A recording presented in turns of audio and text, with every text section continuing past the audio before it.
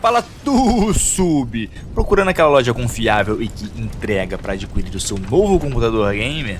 Os melhores preços de hardware no Brasil estão na Terabyte Shop. Compra lá e utilize os links da descrição. Assistência técnica e reparo de placas de vídeo, placas mães, notebooks e componentes de hardware em geral na GTEC Informática. Orçamento sem compromisso e links na descrição. O craque é igual o João 1010, só vem para roubar, matar e destruir. Fuja da craqueagem e compre já sua licença Windows original no site da GVG Mall. Links na descrição.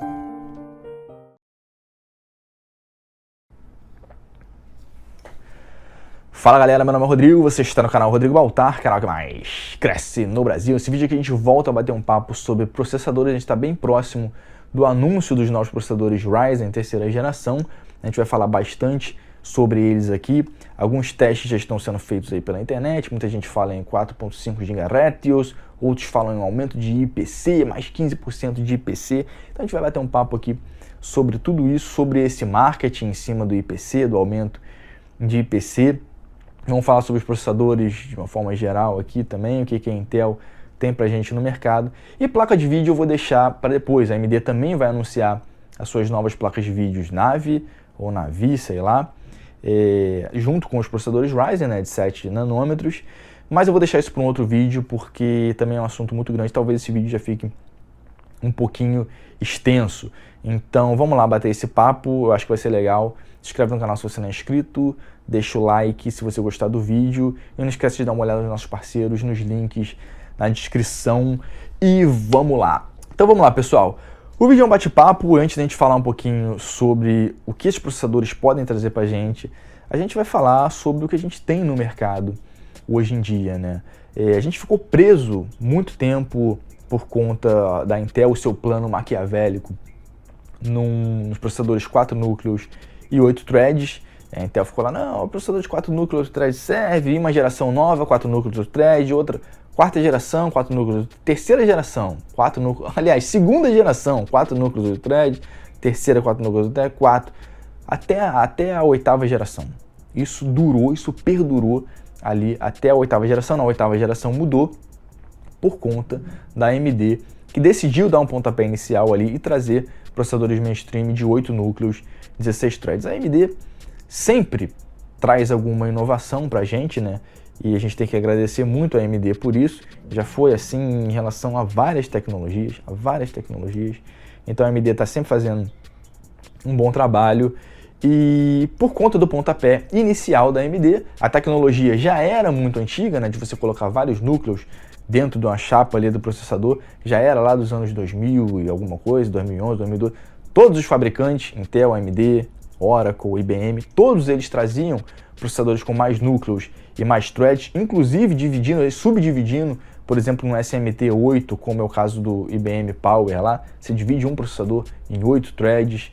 Então, essas técnicas todas já eram utilizadas no mercado corporativo, né, no mercado de workstation, e o que a AMD foi trazer isso para o mercado desktop, o mercado mainstream. Por que o cara tem que continuar dependendo tanto de clock, por exemplo, sendo que o futuro da computação, né, já se vê isso há muito tempo, desde lá que terminou a escalada da frequência, que era o paralelismo. Eu já expliquei isso aqui em vários outros vídeos. A gente tem lá paralelismo a nível de instrução, paralelismo a nível pipeline, paralelismo real, paralelismo a nível do bit, tamanho da palavra, né, 64 bits, 62 bits.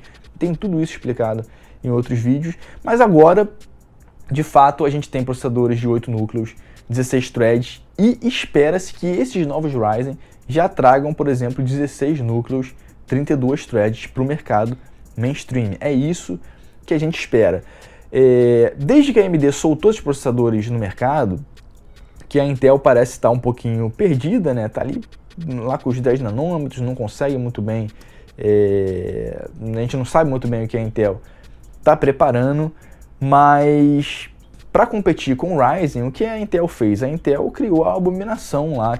Primeiro tentou lá os 6 núcleos 12 threads, não funcionou, não competia com o Ryzen, por um preço mais caro ainda do que o Ryzen. O pessoal adotou, não, porque em jogos, porque no competitivo, é só Intel, porque o Pro Player usa Intel, blá blá blá. Tudo balela. O processador Ryzen é muito mais interessante que os processadores Intel em todos os sentidos em relação ao custo-benefício. Todos. Não tem discussão.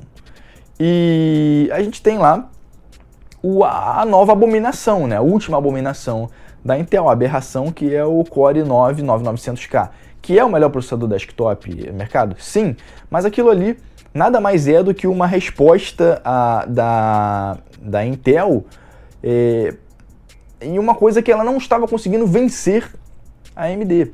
Ela não estava conseguindo vencer. Então, como você tinha ali um produto mais antigo, a Intel vem fazendo esse rebrand, né, da arquitetura do Skylake, da produção ali, do produto do Skylake, né? Porque quando a gente fala arquitetura, a gente fala do conjunto de instruções, x86. Então, todos esses processadores são diferentes implementações no mesmo conjunto de instruções. Então, a Intel veio fazendo um rebrand ali do Skylake e tem um produto muito mais maduro do que o produto da AMD, que é um produto relativamente novo. Então, o que a Intel fez para que ela pudesse competir de fato com a AMD, que hoje tem uma arquitetura, tem um produto muito mais refinado do que a Intel? Aumenta o clock. Aumenta o clock.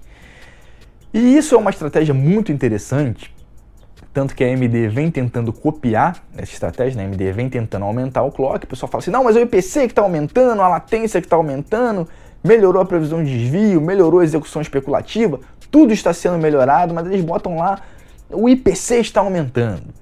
O IPC está aumentando. E por que essa técnica da Intel ainda é muito interessante hoje em dia? A gente tem uma lei que a gente estuda quando a gente tem lá a cadeia de arquitetura de computadores, arquitetura e organização de computadores, na faculdade, sei lá, no mestrado, onde quer que você vai estudar, né? Faculdade de engenharia de computação, você vai estudar a lei de Amdahl. Você vai estudar paralelismo e você vai chegar lá na lei de Amdahl ou Amdahl. E também tem a lei de Gustafsson, que não é Alexander Gustafsson, é um outro Gustafsson aí que eu não lembro, nem lembro o primeiro nome. Então, essas leis, elas tratam do paralelismo, né, do ganho em relação ao paralelismo em determinadas aplicações. E elas querem dizer basicamente o quê? Que o ganho em uma aplicação paralelizável, ela corresponde à porcentagem de tempo que o paralelismo é utilizado naquela determinada aplicação. Ficou um pouco confuso, né? Mas é mais ou menos assim. Eu tenho uma aplicação que ela é 20% paralelizável. Então eu pego lá o meu processador e dobro o número de núcleos dele. Se eu não mexer naquela minha aplicação, que é só 20% paralelizável, eu não vou ter ganho nenhum. E se eu mexer naquela aplicação ali e deixar ela, por exemplo, 40% paralelizável, o ganho de desempenho naquela aplicação ali vai ser apenas de 20%. Não importa quantos núcleos eu tenho disponível, quantas threads eu tenho disponível, quantos recursos eu tenho disponível no meu processador. Só que, em contrapartida, quer dizer, não adianta nada eu entulhar núcleos se a minha aplicação não é preparada. Então, o que eu ganho com o processador 32 threads da AMD no momento para jogar? Eu não ganho absolutamente nada. Os jogos não usam isso. A gente vê lá, por exemplo, o desempenho do Threadripper e tal. Não muda muito de um Core i5 num Core i7 aí, de um Ryzen 7. Não muda muito. Só que quando você aumenta a frequência, quando você aumenta o clock do processador, não importa se você não precisa mudar nenhuma linha de código. Quando você aumenta a frequência, você ganha desempenho. Então a Intel não tem como concorrer com a arquitetura mais refinada, com o produto mais refinado da AMD. Não tem. O que fez? Chapou o máximo. A gente vê lá o turbo e vê nego chapando lá o processador a 5 GHz. Ah, mas esquenta. Há um tempo atrás os 5 GHz era vergonha, né, pro lado da AMD. Mas no lado da Intel, no caso do FX, né, o FX era uma abominação também. O FX a 5 GHz era uma abominação, assim como o Core i9 9900K também é uma abominação. Consome bastante, esquenta muito, né, vai contra tudo aquilo que os caras previam lá no início dos anos 2000, que era vários processadores trabalhando numa frequência baixa, com baixo consumo. Então o pessoal fala 95 watts, o próprio Ryzen é 95 watts. Quando você bota ali a 4 GB, meu irmão, vai 150, 170, 180 watts puxando da tua fonte ali e esquenta muito. E para mim isso não é interessante. Para mim isso não é interessante. Porque esses processadores trabalham bem, trabalham muito bem. Ali é 3.2. Por que a Intel não lançou lá o Core i9 dela com 4 GHz e com poder com TDP baixíssimo e tal? Porque a Intel provavelmente perderia em desempenho para AMD na grande maioria das aplicações. O pessoal fala assim, não, porque a Intel tem um IPC melhor, porque a Intel... Cara, o IPC é as instruções que são executadas num ciclo de clock. E isso depende também estritamente do que é utilizado no software. Então, quando os caras falam assim, o ganho de IPC e tal, como é que os caras fazem isso? Os caras fazem as melhorias baseadas no que existe de software no momento. A gente tem ali, sei lá, Unreal Engine. A Unreal Engine utiliza muitas instruções SSE, instruções AVX, então como é que eu vou fazer para melhorar o meu processador com essas instruções? Aumenta o registro, blá, blá, blá. Tudo isso, todos esses estudos são feitos. Não adianta eu pegar ali, quando você olha, o IPC do Ryzen primeira geração para o Ryzen segunda geração mudou, 10%. Você vai ver lá, né, você entra lá no esqueci o nome lá da parada que eles soltam lá, que tem todas as informações de processador. Você vê lá, executava por instruções, 2 instruções de soma, 4 instruções de multiplicação. E você vai ver no Ryzen 2 é a mesma coisa. Não mudou nada. Não mudou o IPC.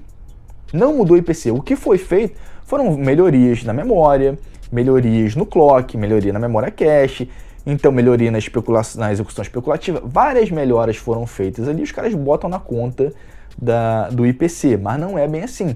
Não adianta nada, por exemplo, eu aumento lá, agora o meu processador pode executar 10 instruções de soma num ciclo.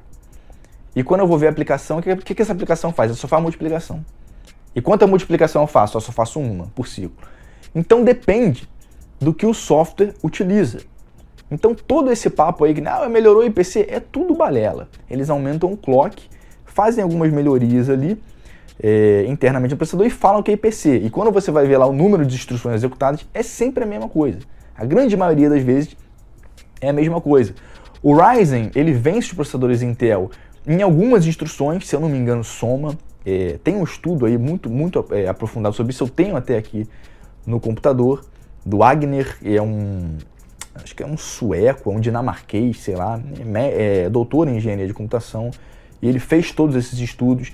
Então, no mesmo clock ali, a tendência para uma aplicação, sei lá, de banco de dados, uma aplicação que não seja uma aplicação multimídia, é que os processadores AMD sejam melhores, por conta deles conseguirem executar mais instruções de soma em um ciclo. Enquanto os processadores da Intel, eles conseguem lidar melhor com instruções de multiplicação, com instruções AVX 2 por conta do tamanho dos registros de 256 bits, né? Se eu não me engano, eles têm algumas unidades de instruções de 256 bits, mas executam menos instruções por vez, enquanto a AMD tem registros de 128 bits, mais registros de 128 bits, só que eles executam mais instruções por vez.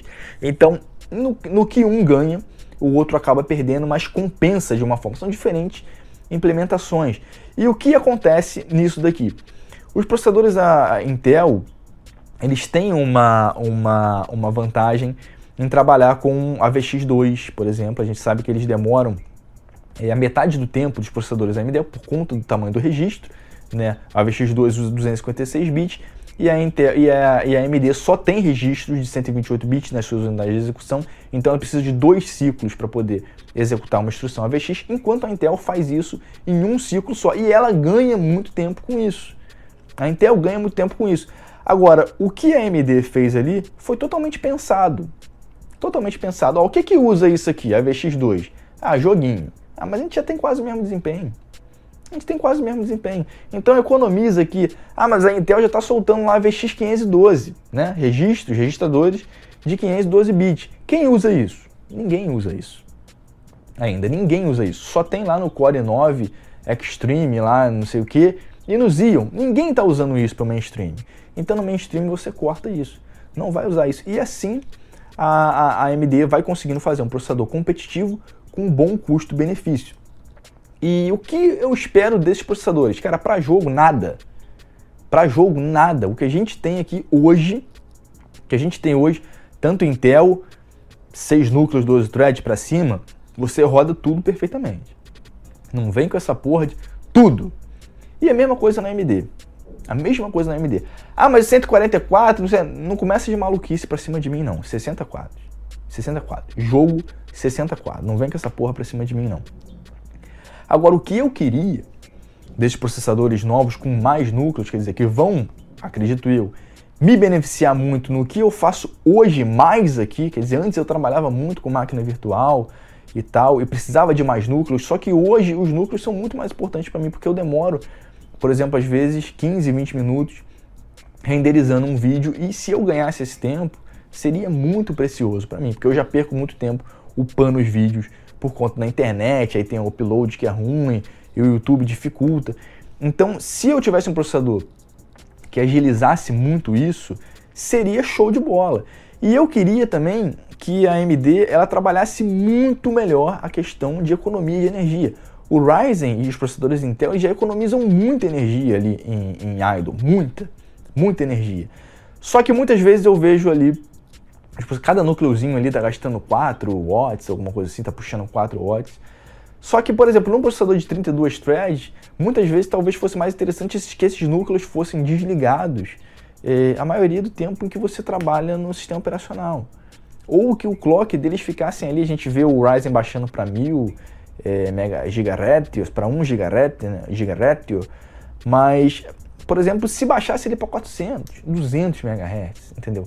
Já seria o suficiente para atender o sistema operacional. Aí quando você vai jogar um jogo, lá ele carrega os núcleos, sei lá, alguma coisa pode ser feita nesse sentido. Os Ryzen trabalham com aquele clock gating, né, que é o sistema lá de fazer com que os processadores sejam ligados ou desligados, alguma coisa assim. Eu nunca li muito a respeito disso, mas conforme você vai aumentando o número de núcleos, cada vez mais a questão energética é importante. Até por isso, né, que isso vem limitando muito também, por exemplo, você ter grandes núcleos, né, muita quantidade de núcleo, com clock muito alto.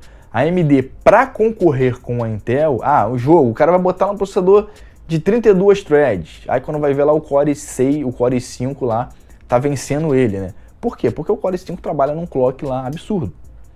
Né? O Core 5 o cara bota para trabalhar lá em 5 GHz e tal, e não adianta. Não adianta. Aí, lei de Amdahl, foda-se, frequência é frequência. Aumentou a frequência, aumentou quantas instruções vão ser executadas, aumentou o tempo, né? Quer dizer, diminuiu o tempo que essas instruções vão ser executadas, então aumentou a frequência, não tem caô. Aumentou a frequência, você melhora tudo, não precisa se preocupar com programação mal feita, por isso que os processadores da Intel sempre se deram melhor que os processadores da AMD. O FX não tinha cache de micro-op, o FX tinha um monte de defeitozinhos ali. Mas, por exemplo, ele era um bom processador e ele sempre foi um concorrente do Core 5 e não do Core 7. Então, pessoal, eu espero que os processadores da AMD venham com bastante melhorias em relação à economia de energia.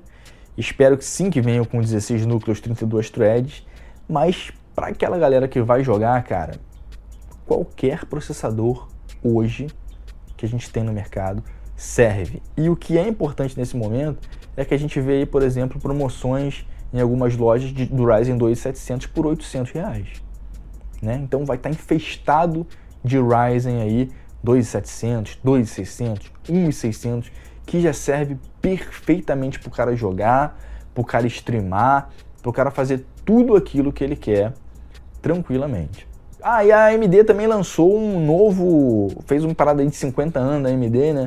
E parece que vai lançar alguns processadores